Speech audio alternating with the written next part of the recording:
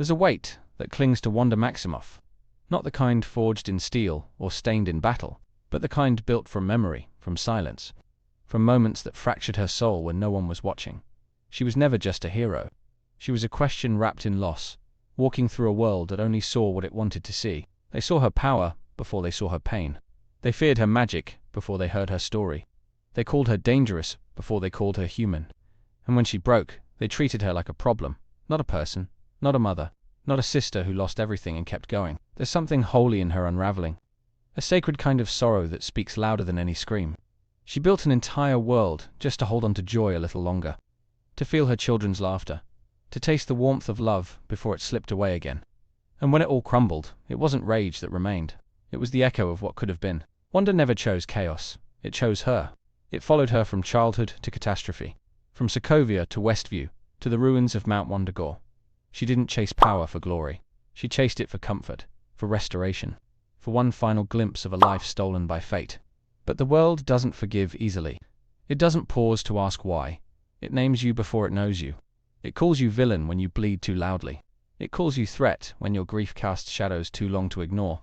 And Wanda's shadow stretches across the entire multiverse.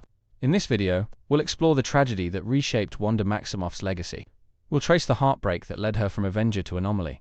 We'll ask whether she ever had a real choice, whether the world made her or broke her. And we'll search the ruins of her story, not to judge, but to understand. Because sometimes the ones we fear most are the ones who needed saving all along. There's something haunting about Wanda Maximoff, not just in her power, but in her presence. She moves through the Marvel Universe like a ripple in reality, a force barely understood, a heartbeat too loud to ignore. She's not just a character, she's a question, and that question echoes through every frame she's in. How did a girl born from war and raised in shadows become one of the most powerful beings in existence? How did grief twist her soul while the world kept turning? She wasn't built like the others. She wasn't given a shield or a suit. She was given pain, and she made it into magic. Even before Westview, even before the chaos, there was always something fragile behind her fury, something quiet behind her strength. She loved harder than most, and lost more than anyone should. That's not coincidence. That's foundation. She wasn't crafted in a lab or groomed for heroism. She was shaped by trauma, by the sound of bombs that never stopped ringing, by the memory of parents who never came back, by a brother who died saving a world that never thanked him. And still, she tried to be more. So what happens when someone like that breaks? What happens when power meets pain? When love meets loss? When a hero reaches her limit? Is that where villains are born? Or is that just where people finally stop pretending they're okay? It's hard not to feel anger when you look at her story. Not just at what she did, but at what was done to her. At how everyone wanted her power, but never wanted her truth. At how she was always useful, always dangerous, never understood. She lost her brother and kept moving. She lost her love and kept saving. She lost her future and still stood beside the Avengers, silent and strong. And when she finally shattered, everyone acted surprised, as if the signs weren't there, as if they hadn't all looked away. They called her unstable, called her threat. But where were they when she needed healing? Where were they when her hands trembled, when her voice cracked, when her heart begged for peace? They watched her suffer and only stepped in when the damage spread. And when she finally created Westview, when she built a world just to feel whole again, they didn't ask why. They didn't listen. They judged. They pointed fingers. They called her monster, but forgot to ask what broke the girl inside. It's easy to label her, easy to blame her, but none of them tried to save her before she fell. And maybe that's the worst part, that she could have been helped, that someone could have reached out. And no one ever did. There's a kind of grief that doesn't scream. It doesn't rage. It just lingers, slow and silent, stretching across years like fog. That's the kind Wanda carried. Not the grief of a moment, but the grief of a lifetime. Of a soul that kept losing pieces until there was nothing left to protect. She didn't wake up one day and decide to trap a town. She didn't laugh as she bent minds and rewrote lives. She just wanted her family back. Her children, her love, her normal, and in the twisted way only grief understands. She made it happen. But happiness built on illusion is still a lie, and lies eventually collapse. When she saw what she had done, when the spell cracked, her face held no victory, only heartbreak. Only the realization that she had become the thing she feared most, the villain of her own story. Her pain became everyone's prison. Her dream became their nightmare. But when she let it go, when she tore it down, it was with tears in her eyes and silence in her steps. She didn't defend her actions. She didn't ask for sympathy. She just walked away. Not because she didn't care, but because she cared too much. Because sometimes grief doesn't make you cruel, it makes you blind. And by the time you see clearly again, the damage is already done. It's impossible to ignore what she's become. A being of unmatched power. A force beyond logic. A woman who can rewrite the laws of nature with a thought. The Scarlet Witch is not a name.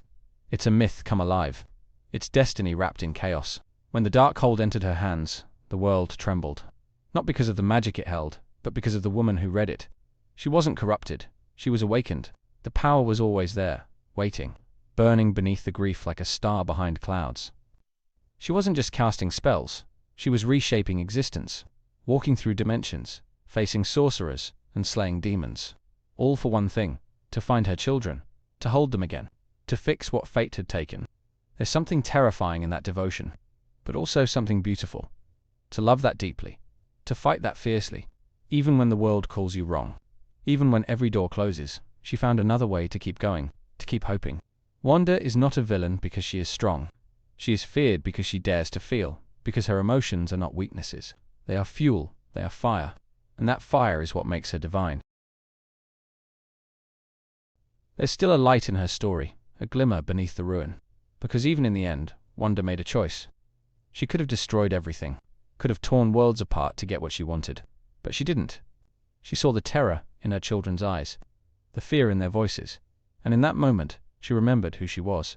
Not the witch, not the weapon, but the woman, the mother, the one who once just wanted a home and a heartbeat beside her.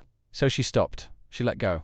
She brought the mountain down on herself, not for redemption, not for glory, but for peace, for silence, for the hope that maybe someday, somewhere, she would be more than her mistakes. Her story isn't over. It never is. Because people like Wanda don't just vanish. They return, they evolve, they rise again from ash and memory, softer but stronger, hurt but healing. And maybe next time, she won't be met with fear.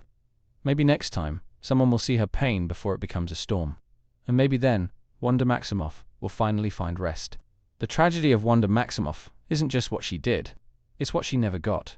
She never had the chance to heal, never had the luxury of time or the kindness of understanding.